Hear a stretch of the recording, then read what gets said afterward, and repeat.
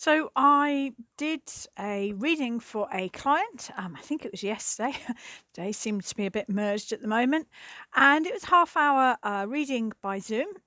We were exploring career and work. Now I have quite a flexible approach to tarot spreads because I think that too structured tarot spreads don't allow me to answer the questions that a client really wants to know. So, the way that I construct my tarot spreads, normally I have a few basics, but normally I listen to what the client wants to know and then I translate that into a conversation with the cards. And I think this allows me to be very accurate and also very helpful.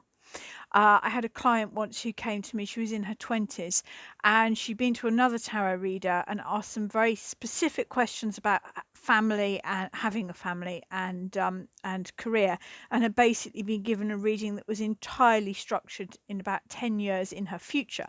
And she found it very unhelpful because she wanted to know about the next year. So that I think is the problem with sort of the pre-made tarot spreads, if you like.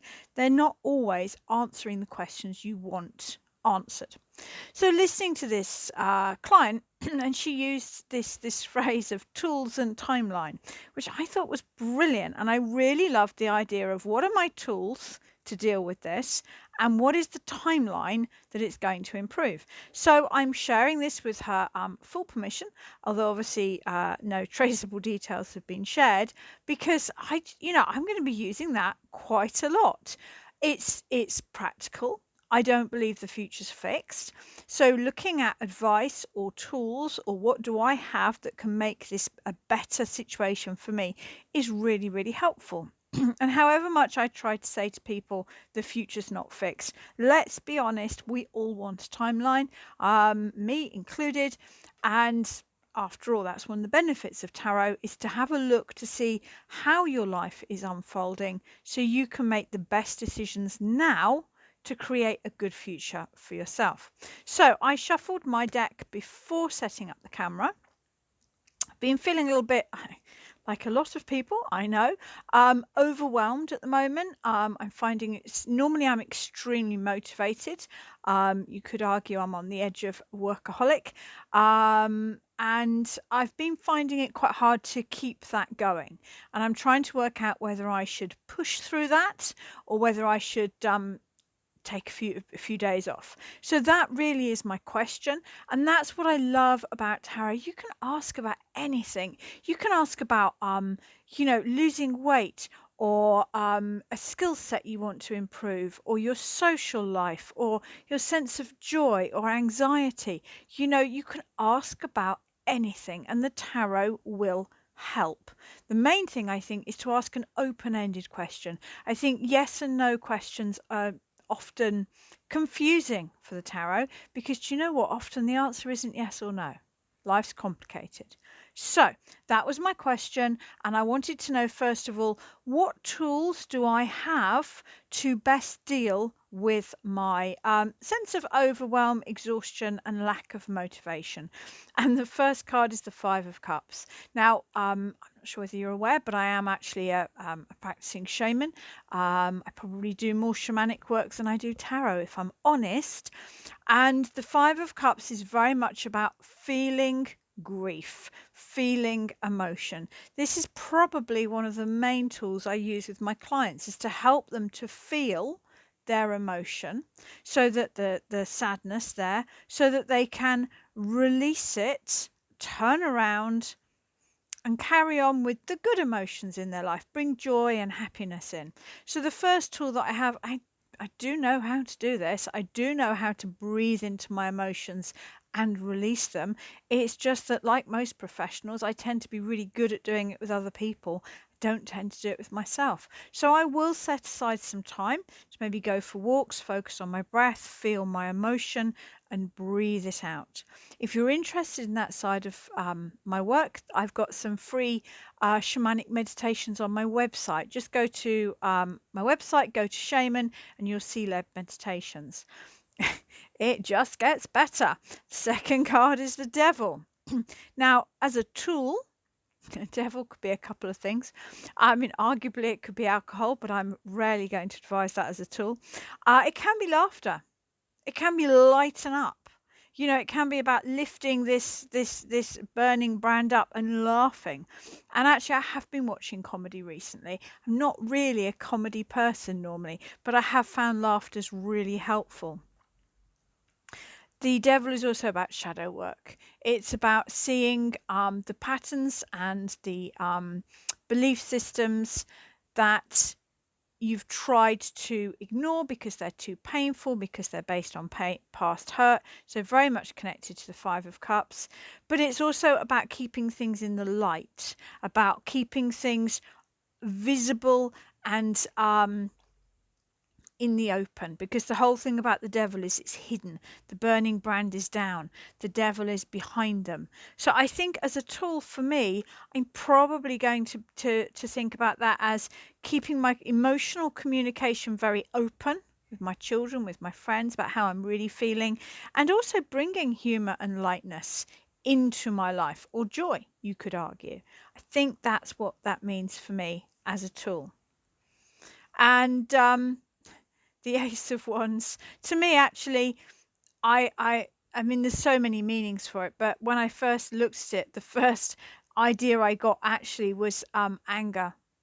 And anger is a tool that I have not used in this journey. I've been very reflective and calm and reconciliatory.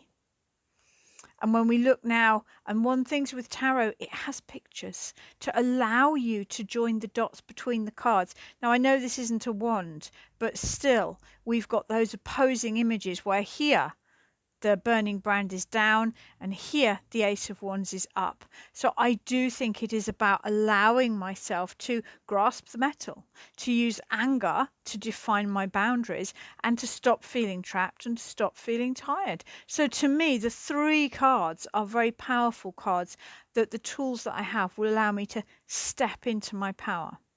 So those, do any three cards. If you're struggling with translating the cards into practical advice, again, if you go to my website, if you go to Learn Tarot, I've got practical advice for all of the cards, apart from the Fool, which I still haven't done, and it's all free. So if you're doing this, you might want to visit my website and have a look for some ideas. But before you go to my website, do look at the cards first, because looking at the cards is the most powerful thing. And then when it comes to timing, the best way to do timing is to have the time frame set before you shuffle and deal the cards. So I did a very simple time frame. I did a card a month. We're still in October, so I'm going to do one for October. How does my overwhelm improve? How does my exhaustion improve?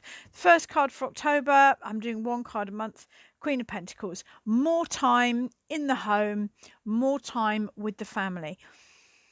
With a time frame reading, having either starting in the past or starting in the present moment allows you to validate that the card is reflecting what's actually happening. And I literally messaged a friend this morning and said, "Do you know what? I'm going to take some." It is true. I do normally work 6 days a week. I'm going to take some days off in the coming weeks and really focus on getting the house good, spending some time with the kids. So that really works for me. I just think I need a bit more downtime. So that is October and November. Super. By focusing on the home, by focusing on the children, by spending a bit more time actually just sitting with the family in the home. By November, I'm starting to feel that I have a vision. All of these cards, I think, were actually about stepping into my power, leaving the past behind and moving on to a state of joy. And no card can represent that more effectively than the Ten of Cups. So November looks good for me on that level. And December, Eight of Wands, things coming together nicely, things working well together. So I'm really happy with that. Card at the bottom of the pack, always worth checking. Just literally turn your pack upside down. my second least favorite court card. I'm very much a 91s person myself. But yeah, attention to detail, slowing down the pace. So the cards, on the one hand, are definitely reflecting what I feel, which is that I need to slow down the pace a little bit, focus a bit more on home and family. But they're also then suggesting that if I do that, I will feel the benefits quite quickly. So yeah, there it is. That is my tools and timeline spreads inspired by a client. The timeline, you can do a card a day, a card a week, a card a month, a card a year is a bit of a stretch if I'm honest. You could do. I've only done 3 because we're coming up, to the end of the year. You could do 4 or 5. Um, it's really up to you. And you could use this for personal life, you could use this for spiritual growth, health, relationships, whatever you most need. So it's a super little spread. I like simple spreads. I like spreads that make me have to look at the cards from different angles because the more well rounded we are with our cards, the better we read. So I hope that's helpful. If you'd like to learn more about the cards, I do teach by Zoom as well. I keep my prices really affordable, especially at the moment. It's £7 for an hour's Zoom workshop. Head to my website and go to Zoom workshops. Basically, I do a workshop. I do about 2 a month. And if you can't join live, by booking your space, you automatically get a private YouTube video sent to you. So you get an hour, it's often over an hour to be honest, teaching by Zoom. And you can start at any point and just keep following around till you've finished. And all of my workshops are equally suitable for total newbies through to pros and semi-pros. I like teaching mixed groups because people that have never looked at the cards often ask questions that are really, really fascinating. It's very easy to forget the basics when you've been doing this for years. So I hope that's been helpful, and I will be back soon.